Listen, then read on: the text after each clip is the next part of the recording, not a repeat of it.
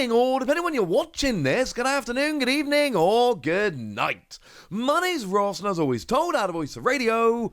So today we need to talk about the Fukuoka Champions League. This happened this past weekend. There were over 5,000 Masters Division players, so you would expect that the top deck out of that tournament, the biggest deck out of that tournament, was obviously one of these big decks we've been talking about loads recently, right? No, it was Feraligatr. Feraligatr won the 5,100 person tournament. It's about 5,000 players, 5,100, somewhere around there. Yeah, Feraligatr won the whole thing, which is absolutely bizarre. Absolutely bizarre. And yet, Hiromi Sasaki, went and won Fukuoka Champions League with Feraligatr. Did anyone see this coming? No! And I'm sorry, but if you say you saw this coming, I might have to say you might be lying just a little bit there. But also, Feraligatr was a pre-release promo for Temporal Forces, and everyone didn't want that. And look, as somebody whose very first proper competitive deck that I played at my first Nationals was a Feraligatr Prime deck, I got some love for Feraligatr, so let's see exactly what this card is and why it done so good.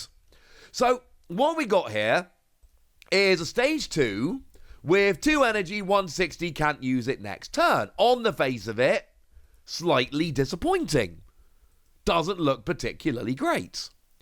But we have an ability, Torrential Heart, that says once during your turn you may put 5 damage counters on this Pokemon, and then your attacks do an extra 120 to your opponent's active Pokemon this turn. So now it's 2 energy, 280. But here's the thing, you're a single prize Pokemon, and you're hitting for 280 damage? That ain't bad, ladies and gentlemen. That ain't bad at all. And that really is at the heart of the deck. We got a bunch of blocking, we'll get to that in a minute. But essentially, you block your opponent attacking, you buy yourself a bit of time, you smash with Feraligatr, you win the Fukuoka Champions League. And I cannot stress enough, winning one of these 5,000 player Champions Leagues is absurdly difficult. And yet, they pull it off quite nicely. But it's not just a Feraligatr deck, there are some other things rolling around, like a 2-2 line of Milotic. Now, Milotic is a card you're going to see a lot moving forward. It's a great card, it really is.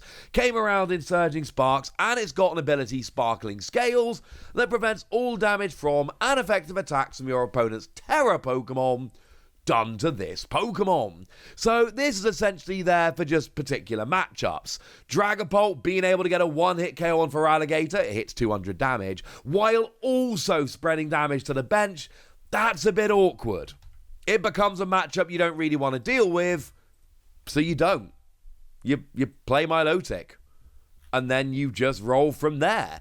And it's obviously, a lot of the time you'll see it played with something like Charizard. Oh wait, that's also a Terra Pokemon. You're going to be fine. Against non-Terra decks, Milotic is very iffy. So just play it against Terra decks. That's basically what we're going for here. You are going against Terra decks, and you know what? In that regard, it works rather nicely. And although the attack is a bit underwhelming, we actually play Relicanth here so that we can copy Feebas's attack. Because we've still got the Feebas from Twilight Masquerade with Flail. 10 damage for each damage counter on, well, normally it would be Feebas, but now you're using Relicanth to copy, it's actually Milotic.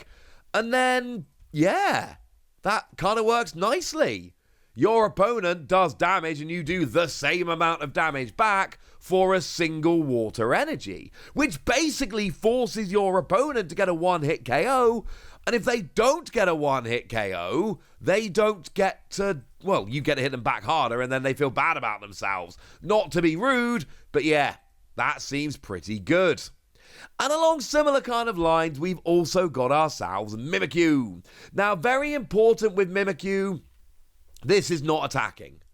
Like, we're literally not playing Psychic Energy here. There will be no attack. We're not playing the right energy with which to attack. This Mimikyu is not doing any attacking. What it is doing is stopping EXs. You prevent all damage done to this Pokemon by attacks from EXs and Vs, and it's a basic Pokemon, so you can either buy time for a little bit, or against an entirely EX deck, you can just pop it active and be like, boom, I win. I do tell a lie. We are playing Luminous Energy here, so technically we can attack with Mimikyu.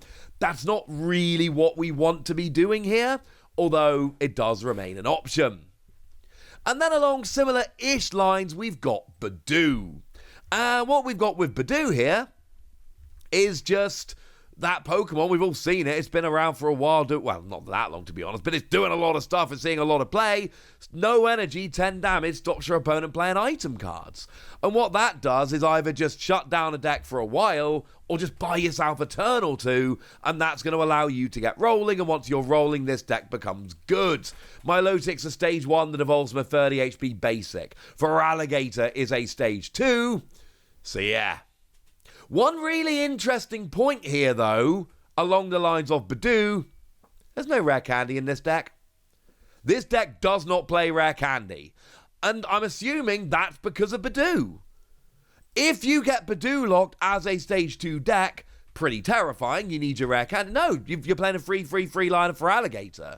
Just evolve up normally, but because you need that time to evolve up, that's where stuff like Mimikyu, like Badoo, like Milotic actually come in here to buy yourself that time. The other Pokemon we see seeing play here is Munkidori, and Munkidori's brilliant. It moves 3 damage counters from one of your Pokemon to one of your opponents, while you've got a Darkness Energy attached to it. It's wonderful. Because you get to heal off your Pokemon, and when you're playing blocking Pokemon, a lot of the time you're not being one-hit KO'd because you're forcing your opponent to attack with a suboptimal attacker, and Feraligatr's doing 280, which is sometimes enough, but against stage 2 EXs especially, it's not going to be enough. You need that little tiny extra jolt of damage. Let's say you're against a Gardevoir, for instance. 280 isn't enough, but 310 will be. Well, this actually helps you to fix that number. This will mean you get a one-hit KO on Gardevoir rather than being 30 damage short. And it also means we can play basic Darkness Energy. And if we move into trainers, what are we playing here? Well, we're playing 1 Crispin. We're not playing that much Crispin, honestly. But having 2 different types of energy is quite nice. It does activate Crispin. And then, of course, like I say, we are also playing Luminous Energy here so that we can, well, do whatever we like. And as a fun little side note, Munkidori needs a Psychic and a Colorless, so Luminous Energy will allow you to attack with Mind Bend, doing 60 damage plus Confusion, while also providing that Darkness Energy you need in order to get the ability rolling, the Adrenabrain going. And you know what? That seems like a fun little thing. Luminous Energy works quite nicely. So, it's a weird deck. Do we have some weird trainers? We do. We're playing 2 copies of Lana's Aid, which is not a card we see around very much, but it puts free in any combination of Pokemon that don't have a rule box and basic energy from your discard pile into your hand. And that's very important here. Doesn't go to the deck and make you go and search it out. It goes into your hand, so that means you can play them right away. And this is, Milotic aside, very much a single prize deck. So being able to have Lana's Aid there for recovery, pretty gosh darn big. There's no Pokemon draw here, so Poker Gear actually becomes a very important card. Let's look at the top 7 cards of your deck. Go and find yourself a supporter, because we're having to play supporter draw here, because the Pokemon aren't drawing cards. So having Poker Gear just gives you another option to actually go and get them. And obviously, one of the things we need to do here is get rolling quickly, so our A-Spec of choice has to be Precious Trolley. It's not a very exciting A-Spec, it just gets all your basics, but this is a deck where we really need to be getting up to Milotic and Feraligatr as fast as possible. Feraligatr all the time, Milotic depends on the matchup. Against a non-Terra deck, leave your Feebas in the deck. They've got 30 HP, they're just going to get KO'd. But you still need to get all your basics out quickly. This is where it comes in. Technical Machine Evolution, another one we see here. Remember I said we're playing a free Feraligatr line. We're not playing Rare Candy here, So something like TM Evolution comes in beautifully. Turn 1, evolve 2 Totodile into 2 Croconaw, and then roll from there. As a side note, neither Totodile nor Croconaw really has a usable attack here. So although we are playing that Relicanth I showed you earlier, no. You're not really doing much. Sometimes you can copy Croconaw's Reverse Thrust, do 30, switch to the bench, and then put something like a Mimikyu active, like a pseudo hit and run deck, but really it's in there for copying Flail with Feebas. We are playing free Counter Catcher here, because single prize deck, low HP basics. This is a deck that's going to go behind a fair bit. And we know that because the person who won the 5,000 player Champions League with it is playing free Counter Catcher. And to be blunt, you don't play free Counter Catcher unless you intend to go behind or accept that you're going to go behind quite often. And the last card we really need to talk about here is Luxurious Cape. Another card we just don't see very often at all.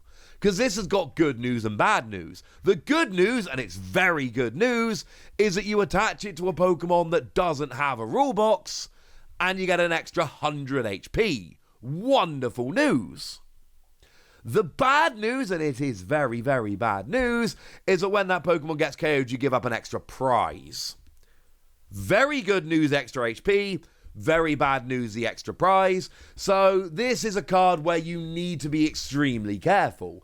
Obviously, Feraligatr putting 5 damage counters on to activate Torrential Heart means that this is going to be a card that comes in handy.